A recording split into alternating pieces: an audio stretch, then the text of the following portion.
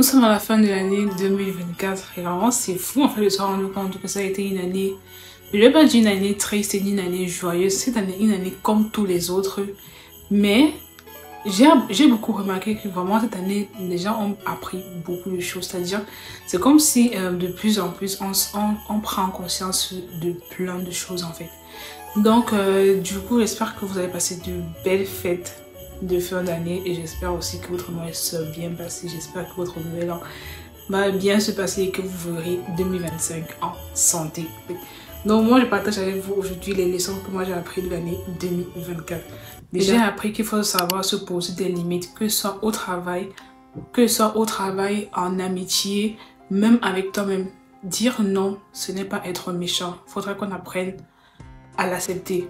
Le deuxième point, c'est de recommencer même quand ça fait peur. Quand je dis recommencer, c'est vraiment partir de zéro.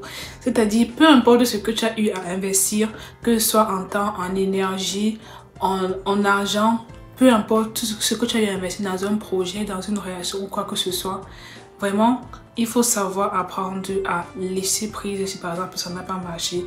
Pouvoir recommencer de zéro parce que je crois que c'est notre plus gros problème aujourd'hui, c'est de se dire non, j'ai tant investi à l'intérieur, je ne peux pas laisser ça tomber.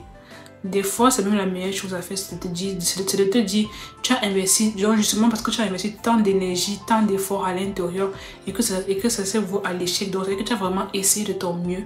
Il faut des fois se rendre compte que le mieux c'est de laisser tomber et de recommencer une nouvelle page. Ne rien forcer. Il y a une phrase qu'on dit généralement, c'est que quand on te donne ta place, il faut savoir t'asseoir où on t'a donné ta place. C'est-à-dire, quand tu forces trop généralement dans la vie, de nos jours en fait, en tout cas en plus, quand tu forces trop, quand tu mets trop d'efforts, bon, je vais prendre un exemple pour les relations, par exemple, que ça soit avec ta famille, bien avec ton amoureux, ton amoureuse, bien avec des amis. Quand tu forces trop en fait, ça veut dire que c'est pas pour toi.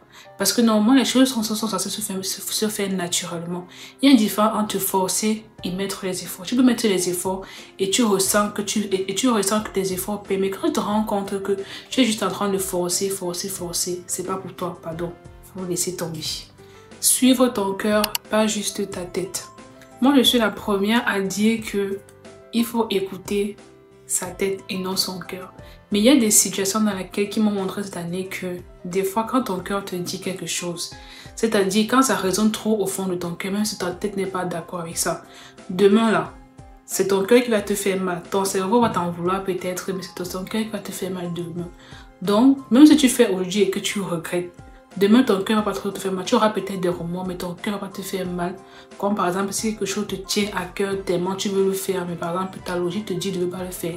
Des fois, il faut écouter son cœur et s'en foutre en fait. J'ai aussi appris qu'il fallait être égoïste. Ça a l'air, je suis en train de parler comme ça, je suis en train de rire. Mais c'est pas... Comment je vais dire ça? C'est pas quelque chose qui est rigolo, mais qui est essentiel des fois pour son bien-être personnel. Des fois, on a tendance à être déçu des gens parce qu'on les met à un certain piédestal dans nos vies. Il faut prendre les gens tels qu'ils viennent avec nous et se prioriser d'abord. Parce que si tu t'oublies toi-même, personne ne viendra te rappeler en fait c'est quoi ta raison d'être à toi en fait. Donc c'est à toi de te retrouver avec toi-même, de savoir quel est ton bien-être personnel, de savoir profiter de ta personne. Ça c'est très important. Profiter de sa personne seule, sans nécessairement attendre tout le temps des autres. Il faut être honnête avec soi-même et accepter ses défauts. Il faut pouvoir accepter que dans la vie là, on n'est pas le gentil de l'histoire. Premièrement, on n'est pas le gentil de l'histoire. On peut être le méchant de l'histoire.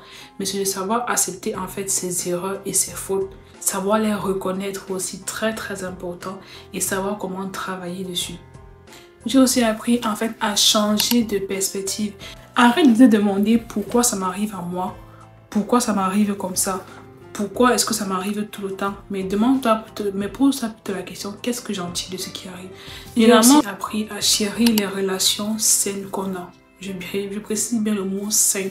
C'est-à-dire quand je te rends compte que tu as une relation privilégiée avec une personne, avec tes amis, avec la famille, vraiment prendre pour acquis en fait l'amour et la considération que ton entourage a pour toi pour acquis.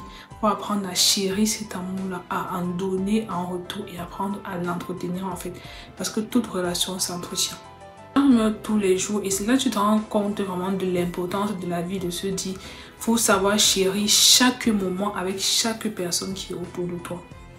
Et dernièrement, j'ai appris qu'on ne peut pas tout contrôler, c'est-à-dire que il faut arrêter de vouloir tout maîtriser. Dans la vie, la seule chose que tu peux contrôler, ce sont tes choix. Ce sont tes choix et ton attitude.